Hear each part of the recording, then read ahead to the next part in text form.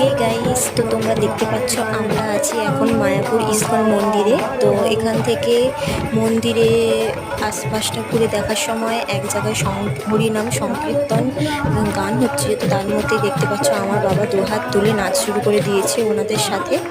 তো এটা এই নামটা এত সুন্দরই হয় যে দেখলে সবাইকারই মনে হয় যে দুহাত তুলে হরে কৃষ্ণ বলে গান গাই বা নাচি। তো ঠিক এভাবেই আমার বাবা ঠিক শুরু করে দিয়েছে ওনাদের সাথে নাচ।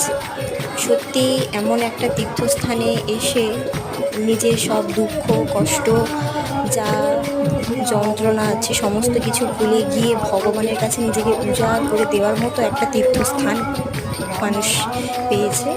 তো সবাই মিলে আমরা বলি হরে কৃষ্ণ। তোমরা চাইলে সময় পেলে মায়াপুর ঘুরে আসতে পারো, দেখতে খুব ভালো লাগবে।